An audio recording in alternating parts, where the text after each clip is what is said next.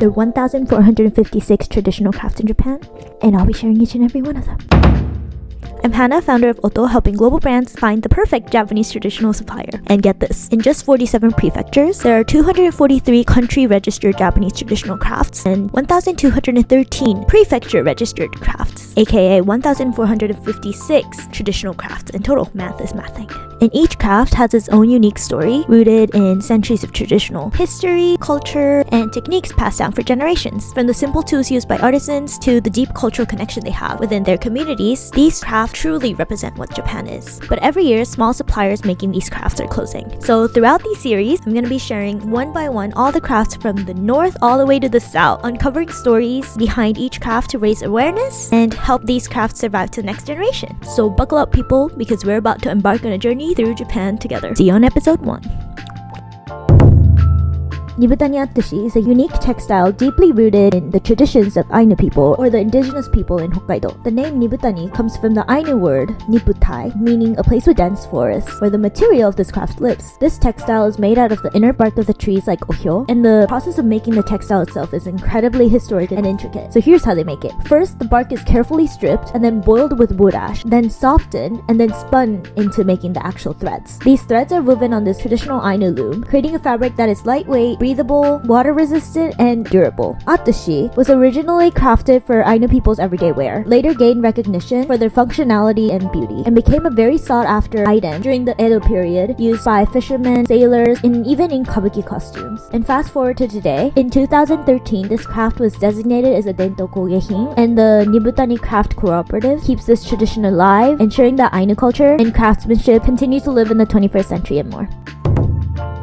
Back in the Edo period, goldfish like Tsugaru Nishiki were a hot and exclusive item only owned by the It family, aka the samurai families. But farmers really admired its beauty, so they crafted their own version of the goldfish lanterns, from bamboo and washi paper so that them and their family were able to enjoy. And that was the start of Kingyo Neputa. Each Kingyo Neputa starts with a delicate frame, with artisans carefully bending bamboo into flawless curves to create its goldfish frame. The washi paper is then meticulously measured, cut, and stretched over the frames and brought to life with vivid hand-painted designs bursting with bold colors that symbolize joy, festivity, and good fortune. A touch of wax is added to create a unique glow, refracting light for an ethereal, luminous effect when the light is placed inside. And these lanterns became a staple of the Hirosaki Neputa Matsuri, celebrated since 1722. And today, these Kingyo Neputa are carried by children throughout the streets or hung outside shops, a summer tradition, and even featured on a one-of-a-kind train ride through Aomori's rich heritage. Hidanuri is a breathtaking lacquerware with over 800 years of history dating back to Japan's Heian period. It's named after Fujiwara no Hidehira, the ruler of Hiraizumi's golden age, a time when a 70-year gold rush combined with flourishing Buddhist culture sparked an artistic wave that used gold to symbolize heaven. What makes Hidehira lacquerware so unique is the use of gold leaf to create stunning patterns like Genji clouds and diamond motifs. So how is it made? The production of Hidehira lacquerware starts from the extraction of lacquer itself. Lacquer is a type of sap secreted by the trees in order to heal their wounds. So cuts are made on lacquer trees and collected between June and October. And with this lacquer that they collected, Hidanuri artisans use wood from trees like zelkova or horse chestnut that is dried up to 10 years to prevent cracking. Then the wood is shaved, sanded, and sealed with raw lacquer to strengthen and prevent it from absorbing any moisture. Next comes the 3 stages of lacquering itself: undercoat, middle, and final, with each layer dried carefully in a humidity-controlled box. The final coat has to be flawless because it's not going to be polished, and for the piece de resistance comes the gold leaf. The patterns are carefully applied entirely by hand using washi and brush. And thanks to Iwate's artisans, Hidanuri continues to shine as a Dento Kogehin. And now we see it evolve. Its luxurious technique are being applied to modern creations like glassware, and we finally start to see tradition meets innovation.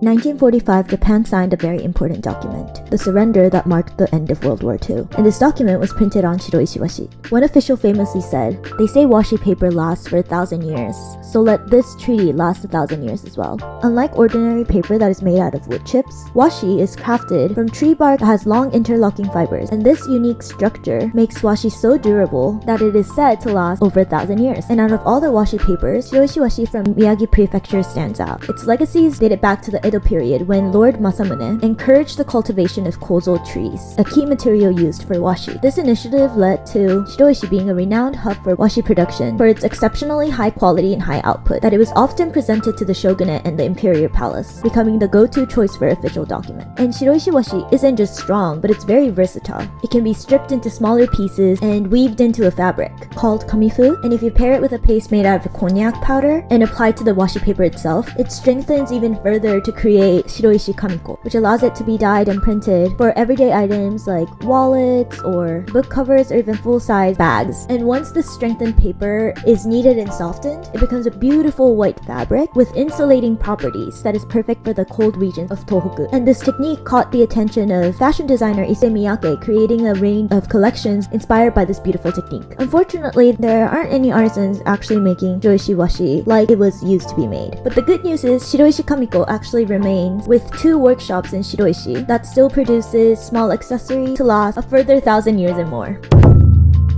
We all know and love sakura or cherry blossoms, don't we? A staple in Japanese springtime. While our eyes are drawn to the beautiful pink flowers, the people of Akita had a different perspective. Kabazaku is the art of crafting using the bark of mountain cherry trees, creating beautiful earthy and natural designs. This bark categorized into 12 unique designs, which can be polished or unpolished, and each strip showcasing its distinctive patterns and qualities. The true test of craftsmanship lies in how these barks are applied onto the materials. First, the bark is steeped with animal glue, then carefully fixed to its place using a hot metal rod. Too little pressure and it won't stick, leaving a bumpy surface, and too much pressure and the bark will burn. Precision is everything with this craft. This precision is utilized most in crafts that you need to be precise, like traditional tea tin used for tea ceremonies. The cherry bark itself also has natural moisture-resistant properties that ensures the tea stays fresh. And of course, the tea tins aren't the only place that this technique shines. Plates, tables, accessories, and more recently, phone cases. In everything that the cherry bark transforms into, it adds a gorgeous, natural design and warmth that you can only get from Kabazaku. Imagine having a little piece of Akita's mountains right into your everyday life. I love that these crafts connect everyone around the world with a little piece of Akita's nature.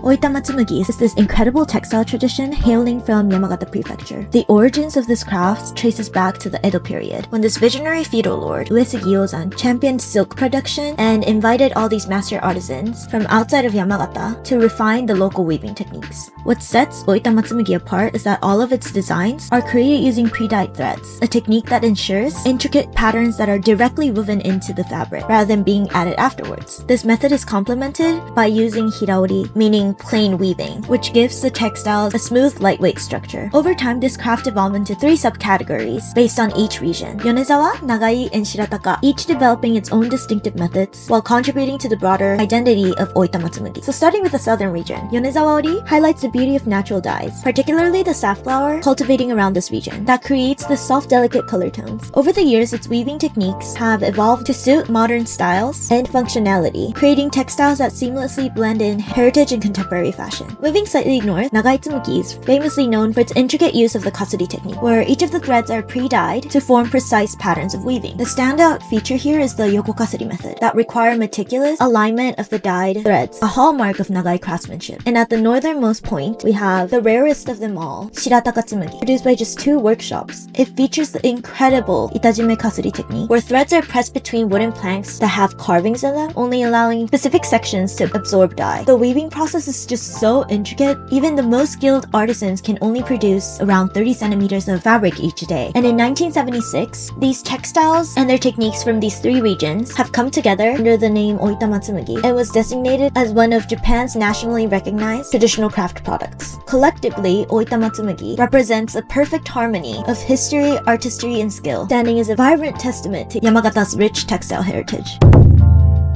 Akabeko is one of Japan's most cherished traditional crafts, easily recognized by its bright red body and a bobbing head. But it's actually more than just a cute souvenir. Akabeko has a story of resilience and protection that goes back 1,200 years. So here's the legend. Back in the 9th century, during the construction of Enzoji Temple in Aizu, a red cow appeared out of nowhere and carried heavy materials to the site. While other cows couldn't handle the job, this red cow kept going until the work was done. Its determination made it a symbol of strength, health, and good fortune. Artisans began creating akabeko using hariko, a papier-mâché technique brought from Kyoto to honor this incredible legend. Crafting an akabeko starts with wooden molds to shape the body. Strips of wet washi paper are carefully layered on, with glue applied to form a lightweight yet sturdy structure. After drying, the molds are removed and the figure gets a fresh coat of vibrant red paint with bold black pattern. Finally, the head is attached separately to give it that iconic bobbing motion. Each akabeko is so unique, with different artisans putting their own artistic spin on it. These akabeko will be passed down through generations as a talisman to household believed to fight off illness. So fast forward to today, akabeko is still going strong. During the pandemic, its sales skyrocketed, 5 times higher than before COVID, as people turn to this trusty red cow to protect their homes from illnesses. So whether you pick one up as a souvenir or keep it in your home as good luck, akabeko is proof that some stories and traditions never go out of style.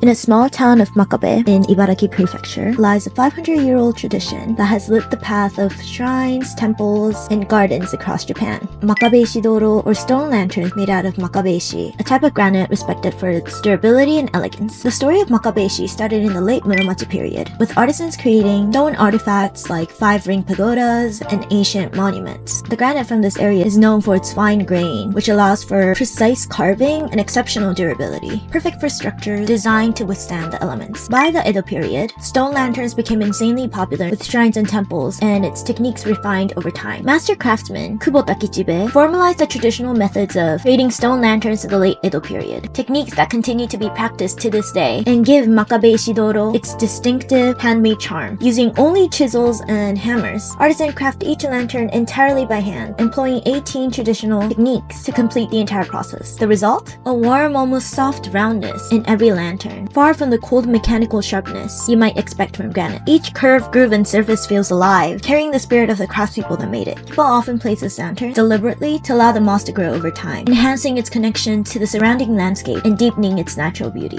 Whether placed in a serene Japanese garden or an urban space, these stone lanterns invite this moment of calm, a subtle reminder of the wabi-sabi nature we tend to forget in a fast lifestyle.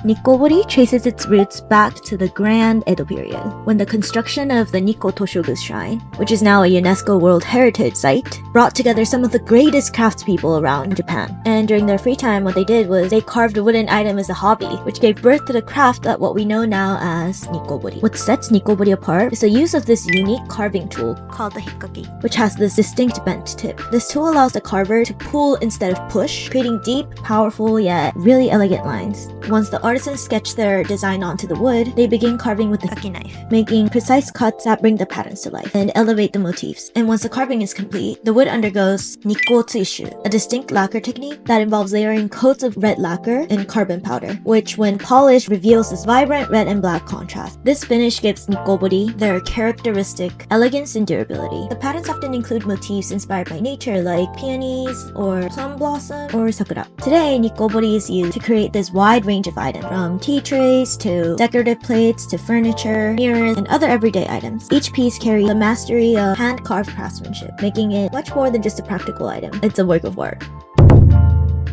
Once upon a time, a humble janitor working at the royal palace, only known by the name of his birthplace, Yamada, now known as Kiru, fell in love with a noble woman called Princess Shirataki. In the beginning, Princess Shirataki kept her distance with Yamada due to their different statuses. But one day, Princess mocked Yamada with a poem saying that there's no way he'll get her. But she was surprised when she got a response from him with a romantic poem that showcased his intelligence to the princess, even to the emperor. Enchanted by his wit and devotion, she decided to marry him and followed him back to Yamada, sharing her expertise in silk and weaving. This was 1,300 years ago, and over time this area became the eastern capital of textiles in Japan. The textile known as kiriori grew in fame and even served as war banners during the Sekigahara campaign in the 1600s. It has mastered 7 different intricate weaving techniques and embraced innovations like the jagged looms during the Meiji period that allow mass production of all the intricate designs, and computer simulation for textile designs to stay ahead and keep up with the trends. While artisans continue to craft traditional fabrics, kiriori has also found new life through haute couture collaboration with global exhibitions that truly showcase its brilliance. Kiriori truly became one of the most versatile and diverse textile manufacturer centers in Japan. And this was Craft Chronicles, and follow for more.